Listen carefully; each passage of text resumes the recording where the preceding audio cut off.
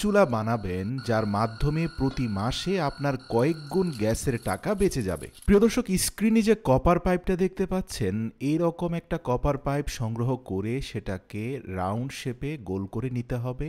মনে রাখবেন, কপার পাইপের অগ্রভাগটা আপনাকে ব্লক করে দিতে হবে যেন সেখান দিয়ে কোনো গ্যাস বের হয়ে না যায়। এরপরে পুরো পাইপটাকে 3 বার মুড়িয়ে নিয়ে যে কোনো একটা পাশে প্রতিটা রাউন্ড সার্কেলের মধ্যে 4টা করে হোল করতে হবে। সুতরাং 3টা সার্কেলে 12টা হোল হয়ে গেলে আপনাকে এই কপার পাইপটা স্থাপন করার জন্য একটা পাতলা কাঠের উপরে 4টা ক্লাম অ্যাডজাস্ট করতে হবে। প্রিয় দর্শক, স্ক্রিনে আপনারা যে ক্লামগুলোকে দেখতে পাচ্ছেন সেগুলোকে আমরা স্ক্রুর সাহায্যে কাঠের মধ্যে শক্তপোক্তভাবে লাগিয়ে দিচ্ছি। আর এই দুটো ক্লাম লাগানোর পরে অপোজিশনেও আরও দুটো ক্লাম লাগানো হয়েছে এবং এই ক্লামগুলোর মিডল পার্টে নাট সহ একটা বোল্টকে এমনভাবে লাগানো হয়েছে যার অগ্রভাগটা ভেতরের দিকে বের হয়ে আছে। মূলত এই 4টা ক্লামের 4টা স্ক্রুর মাথায় আপনাকে কপারের পাইপটা স্থাপন করতে হবে। এবার আসুন ভিডিওতে দেখানো দুটো প্লাস্টিকের বক্স নিয়ে নিন, যেগুলোকে খুব শক্তভাবে আটকে দেওয়া যায়।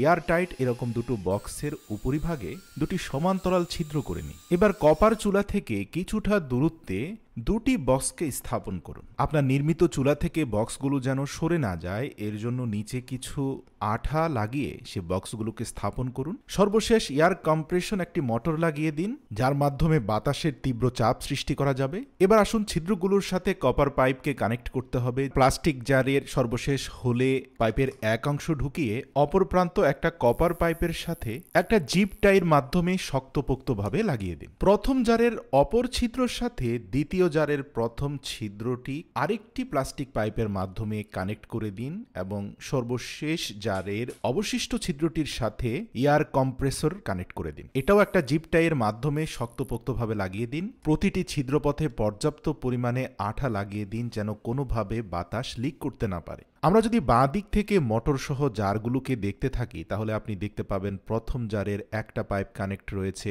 মোটরের সাথে, দ্বিতীয় পাইপটা কানেক্ট রয়েছে প্রথম জারের সাথে, প্রথম জারের অপর পাইপটা কানেক্ট রয়েছে কপার পাইপের সাথে। এবার আসুন এই মোটরটাকে একটা ব্যাটারির সাথে কানেক্ট করাতে আমরা প্লাস মাইনাস তারগুলোকে সংযুক্ত করে দিই। পাওয়ার সোর্স হিসাবে একটা ব্যাটারি কানেক্টরও সংযুক্ত করে দেওয়া হয়েছে। এবার আসুন সর্বপ্রথম জারে আমরা 1 গ্লাস পরিমাণ বিশুদ্ধ পানি ঢালবো। তারপরে খুব মজবুতভাবে এয়ারটাইট ঢাকনাটি লাগিয়ে দিয়ে দ্বিতীয় জারের মধ্যে আমরা 1 গ্লাস পরিমাণ পেট্রোল ঢালবো। ভাবতে পারেন পেট্রোল খরচ হবে? না প্রিয় দর্শক, মূলত পানি থেকে সৃষ্ট বাতাসের মাধ্যমে এই চুলাটা জ্বলবে। তো কিভাবে চলবে দেখুন, আমরা ব্যাটারিটা কানেক্ট করা মাত্রই যখন থেকে মোটরটা ঘুরতে আরম্ভ করলো এয়ার প্রেসার ক্রিয়েট হলো পেট্রোলের মধ্যে। পেট্রোলের বক্স থেকে বের হওয়া বাতাস গিয়ে চাপ দিল পানির বক্সে। পানির জার থেকে বের হওয়া বাতাস, যার মধ্যে 90% পানি আর 10% পেট্রোলের জ্বলিত উপাদান মিলে একটা তীব্র আগুনের স্ফুলিঙ্গ বের হচ্ছে। তো সাধারণ গ্যাসের চুলার সাথে এই চুলার পার্থক্যটা কি? এই চুলায় আপনি মাত্র 3